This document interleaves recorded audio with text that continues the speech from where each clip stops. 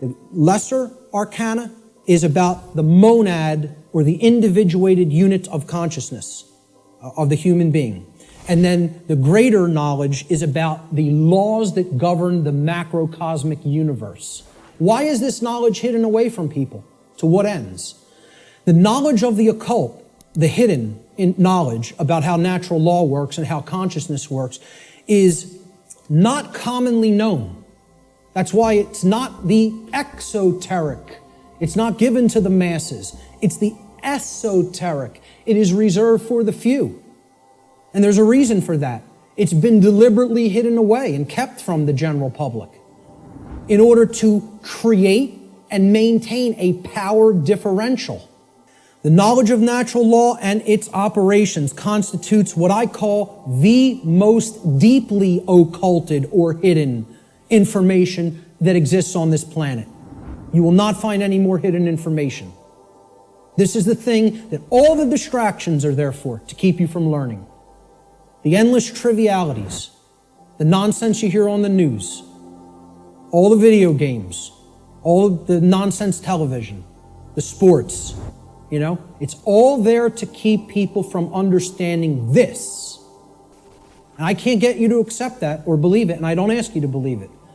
I'm telling you that's what they're trying to, from my years of being inside occult traditions that are very, very dark. I'm telling you, this is what they don't want you to know.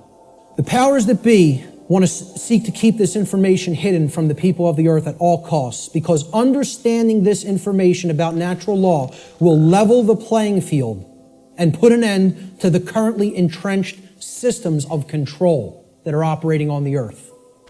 We should very clearly make a distinguishment between nescience and ignorance, so that people fully understand the difference between these two concepts.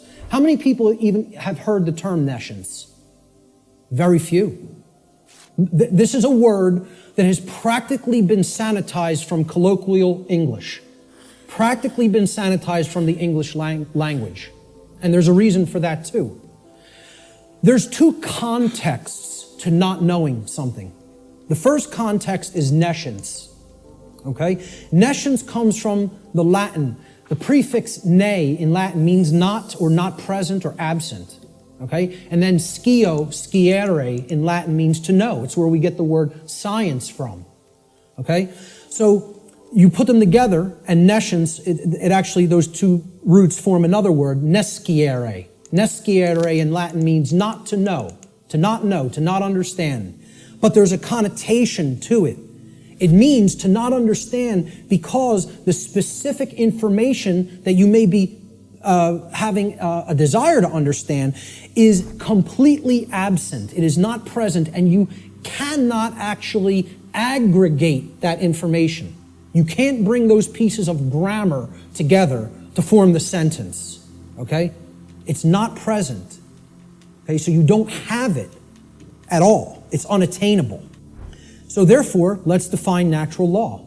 The simple definition of natural is inherent, having a basis in nature, reality, and truth, not made or caused by humankind. So if it's natural, wasn't made by mankind didn't make it. Okay? And again, the origin of the word, neter in Egyptian means spirit, and all means of or related to. So of or related to spirit. It is all of nature, the spiritual domain. See, this is the other part. People believe that the spiritual domain is separate from the physical domain. This is a huge thread and a huge central focus in all of my work. If you think the spiritual domain is not where you are at now because you're in the physical domain, you're mistaken. If you think that the spiritual domain is someplace other than the physical domain, you're also mistaken. If you place emphasis on one above the other and say, well, this one takes precedence and this one's not important. Either way you do it, whether you say the spiritual is more important and the world of matter should not be given any significance, it's imbalance. And it's not true. Natural means spiritual. These words could be used interchangeably. So when I'm talking about natural law, I mean spiritual law. Unseen spiritual laws. The word law, the definition is an existing condition which is both binding and immutable. So let's look at each one of these words. Existing. It means that it is present.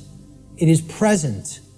Okay? It cannot be just ignored and expected that, well, that doesn't make it true, and it's not going to have an effect. It's there. It's present. That's why it's a law, that it's in operation, that is in operation. It is binding. Binding means it has an effect.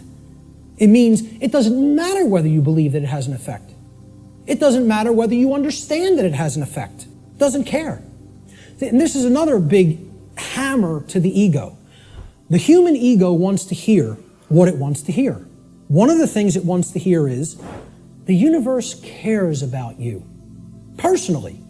It cares about John. It cares about Bob. It cares about Mary. It cares about Elizabeth, whatever. Okay? It cares about you individually as a being. Now, you could go so far as to say you believe that the creator of the universe cares about you. I'm not denying anybody or saying don't think that. What I'm saying is that the laws of the universe don't care about you.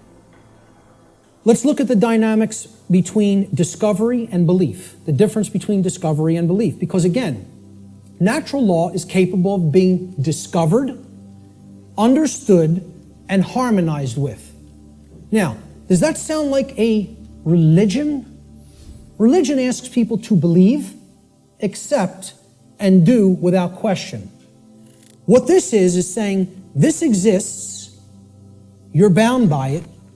The best you can do is to understand its operation like you would understand gravity, and therefore not just walk toward the edge of a 200-foot cliff that is bottomed by jagged rocks. If you're intelligent and you understand how the law of gravity works, you won't do that behavior. So natural law has nothing to do with religion. It's not a belief system. It's a science. It is a discoverable operation that is already in effect that we can either understand and align our behavior to, or remain ignorant of and suffer as a result of that ignorance because it's already in effect. So when it comes to belief, and anybody that was trying to propagate a religion wouldn't put this slide up here. When it comes to natural law, it works just like gravity. So the clown that's going to jump over the cliff saying, I don't believe in gravity, what's going to happen? Down he goes, because belief is irrelevant. Because natural law does not care about you. It does not care about you. It is in effect, no matter what you do, deal with it. And people don't want to hear that. And I recognize this.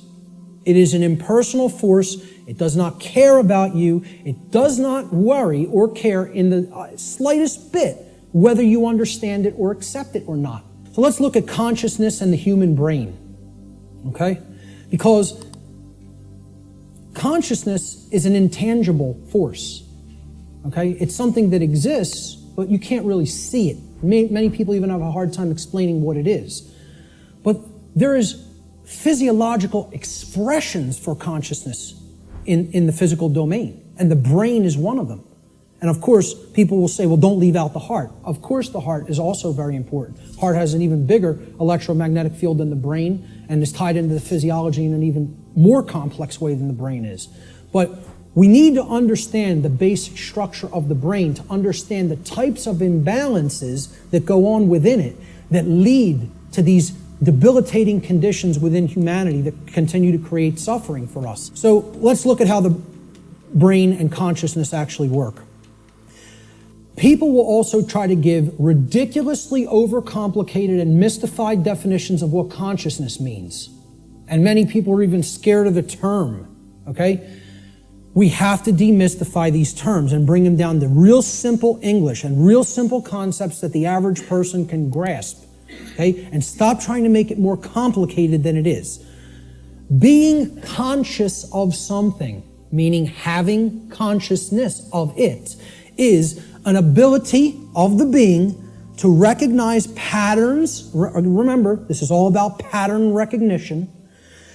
To recognize patterns and meaning with respect to events that are taking place or have taken place, okay? both within oneself, okay, in the inner realm, in the lesser realm, the realm of the individuated consciousness, and in the realm in which the self exists and operates, the macrocosm. So let's break it down, right? Ability of a being to recognize patterns and meaning with respect to events taking place within oneself, the microcosm, and in the macrocosmic world, the world at large. And the events taking place is the truth. So it's our ability to accurately perceive truth of what has happened and what is happening. That's consciousness. That's consciousness. And it's made way overly complicated by people. It's mostly made overly complicated in the New Age movement, again, which I can't stress enough how big of a deception it is. So that's what consciousness is. Now, how does consciousness express? There's a difference between what it is and how it expresses in our life. Consciousness expresses. I ask people, just tell me, what are the ways you could ever make yourself known to any other being? How can any other being come to know who you are in this incarnation, in this physical manifestation? How could they possibly come to know you? How could you manifest yourself or make yourself known to them? And there's only three ways: thoughts, emotions, and actions. Okay? And I would say speech falls into the line of the combination of thoughts and emotions. And speech is also a form of action. I'm using force to, make the air flow over my vocal cords to make sounds come out so that you can hear what the concepts I'm trying to express. So it is a form of action. And it derives from what we have thought up to this point and the emotions that we have, and we could express it through speech. So thought, emotion, and action. Thought you have to look at as the creative force that is the expression for consciousness